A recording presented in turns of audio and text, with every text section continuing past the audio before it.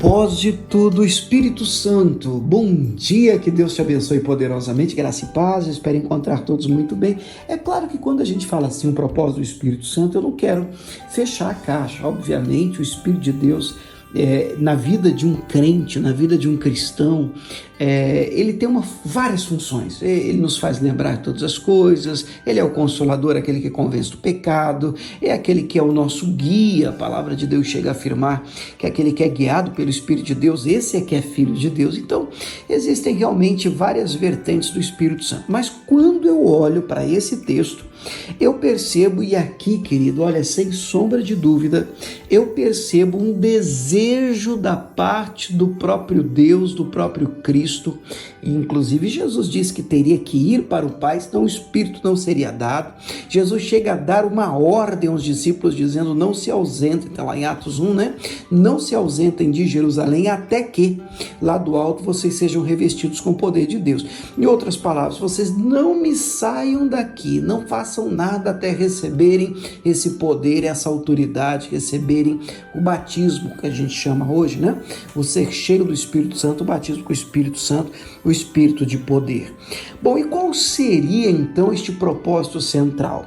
Atos capítulo 1, verso de número 8, a palavra de Deus diz assim: mas recebereis o poder, a virtude do Espírito Santo, que há de vir sobre vós. Aqui está no futuro, porque não tinha vindo ainda. Isso vai acontecer no capítulo 2 e nós estamos lendo o capítulo 1, mas isso já aconteceu, isso já veio. Então, já veio sobre vós. O texto diz que há de vir, mas já veio sobre nós, né? E ser-me-eis, olha aí o propósito, testemunhas, tanto em Jerusalém, como em toda a Judéia e Samaria e até aos confins da terra. Aleluia! Querido, uma pessoa, um crente é cheio do Espírito Santo, e o propósito de ter sido cheio do Espírito Santo vai muito além de ele dar glória na igreja, ele pular, rodopiar. E eu não tenho nada contra, pelo amor de Deus, você tem toda a liberdade. Afinal de contas, onde o Espírito de Deus há, ali é liberdade, né? Liberdade para que as manifestações também ocorram. Então eu não tenho problema com isso, mas eu preciso frisar pela palavra que o propósito do Espírito Santo vai muito além de você dar glória a Deus na igreja, vai muito além de uma manifestação dentro de quatro paredes. Pelo contrário, nós somos cheios do Espírito de Deus para propagar o Evangelho de Cristo. Olha para a vida de Pedro. Um Pedro antes do batismo com o Espírito Santo, Pedro medroso, aquele que negou Jesus 3 vezes, depois de ser cheio do Espírito Santo, uma ousadia sobrenatural toma conta daquele homem. Tão importante quanto ser cheio de um dom, tomado por uma manifestação do Espírito Santo, é você ter coragem para testemunhar o Senhor a ponto de arriscar a própria vida.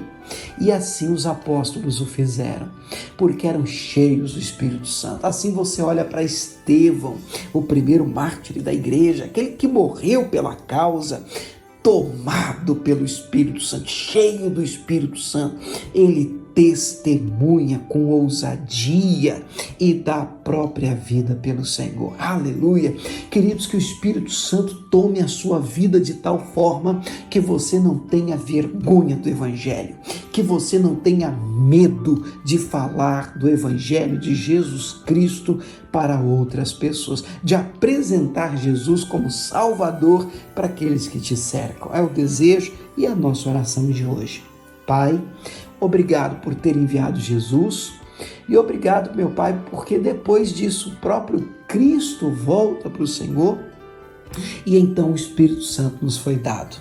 O Espírito de poder e ousadia. Hoje nós podemos propagar, proclamar o Evangelho, os quatro cantos da terra.